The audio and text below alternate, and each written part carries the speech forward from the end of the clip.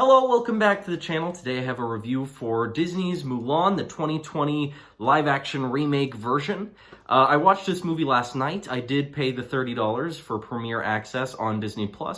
A lot of people are very upset by the $30 price tag.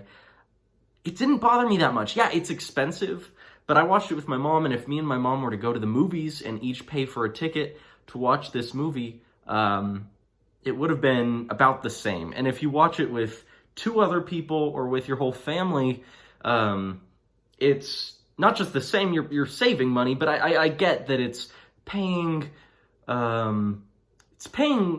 still a good chunk of money for a lesser experience than you'd get going to a theater, you know. That being said, I wasn't offended by the $30 price tag the way some people were. You know, this was a very expensive movie for Disney to make, and they're already not going to be making nearly as much money as they would have made releasing this movie in a theater. So I understand why they priced it the way that they did. It's steep, but I was okay with it. That being said, I had some mixed feelings on Mulan because I liked it better than I thought I would, which doesn't mean I loved it. To me, the good outweighed the bad. It's definitely better than Dumbo. So, you know, movies like remakes like Dumbo or Lady and the Tramp. I'd say better than The Lion King. The Lion King, to me, just felt like such an empty shell of a movie. There was no heart or emotion in it. It felt more like a technical reel than a movie. Even though I was impressed with what that movie did technically. And my thoughts on Mulan are similar in that technically this movie is very good. It's shot beautifully. I mean, this is a gorgeous looking movie, which made me sad I didn't get to see it in a theater. I would have liked it better if I had seen it in the theater, because the movie actually is visually stunning. It's very colorful, just like very like it's it's just great to look at. Because the cinematography and the direction are both very good. Costumes, set design, whatever, production design, just very vibrant, beautiful colors. I mean, that's like, I guess my main praise of this movie, because it looked great. That's what kept me most engaged. Because this movie is very different from its animated counterpart, unlike movies like The Lion King, which was basically a shot-for-shot remake. This movie is the same story on its surface, with a few things added and a few things taken away. For one, no songs. I did find it a little strange that where the songs would have been, you had a character who says a line from the song, like she's talking with the other soldiers, and one of them says, it doesn't matter what she looks like, it matters what she cooks like, and it's like a joke. I mean, it works. You know, it's a line from the song for someone who's a fan of the original.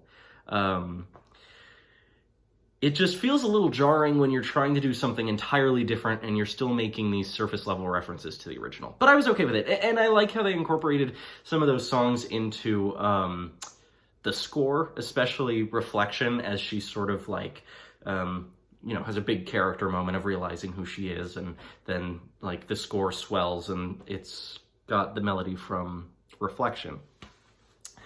The character of Mulan herself, I thought was okay. I think there are certain areas, and this comes down to the writing, the performance on the whole was pretty good. There are some scenes where I wish we could have gotten more of a conflict from her. More of a... There are two scenes in particular that I liked where I felt like, okay, there's some conflict going on. She's making a hard decision. I think that her decision to take her father's place and leave to fight in this war is very rushed. But I thought her struggle over feeling conflicted about lying about who she is because she wants to be a truthful person. I thought that was well done, and I thought that her decision to reveal who she is was also well done. There's sort of this moment, and there is narration throughout the movie, which is also different. I thought it didn't need to be there, but it didn't bug me that much. Where she decides, like, I'm to be Mulan and not this soldier she was pretending to be.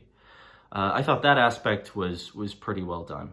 There's the new character of I'm terrible with names. The witch character, the female villain. She's new, and I liked her overall. She has a character arc in the movie that I think was okay, but was a little rushed. I liked what they were going for. I think they could have gone further with it. I think the biggest thing is they spent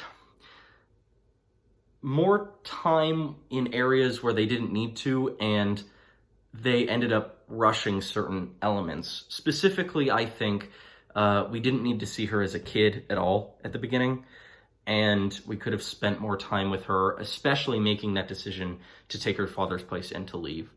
But I did like her relationship with her father. I actually thought that her relationship with her family was touching. That's the thing, like, this movie isn't completely devoid of heart the way that The Lion King was. It's lacking in a lot of the heart and charm and magic of the original, but some of it is there, especially with Mulan and her relationship to her family. I thought that another area which was good, but I wish they went further with it, was her relationship with her fellow soldiers. That's one of the things I always wished they paid a little bit more attention to, is like that the young men who were conscripted to fight in this war, just like, I don't know, there are some shots in this movie that suggest the idea of these are just boys who aren't ready to be fighting. And I think there's something interesting there that isn't being tapped into. Like, that maybe they don't all want to be there. I did like, there's a scene in this movie where she's like telling her fellow soldiers, like, it's okay to be scared. I think stuff like that was good. And I thought that there were some charming moments of, you know, the different soldiers playing off each other, and some of those performances were very funny. Donnie Yen was good in the movie. He doesn't have a ton to do, but I liked him as the commander. There's, I was gonna mention, in terms of editing, there's this one scene where she, like, anyway, she decides, okay, this is my new strategy. I'm gonna ride up to that hill. So she hops up on her horse, and there's a shot of her on the horse, and then it immediately cuts to her already on the hill. Like, you need a shot of her, like jumping behind the rock or something, or getting off her horse. That moment of editing was completely jarring and made no sense. Very, very strange. That was, like, the only moment like that where I was like, what? I also liked how they gave the Emperor more to do in this movie. He, like, actually is, like, it's funny because he's, like, an old guy, but he's, like, actually good at fighting.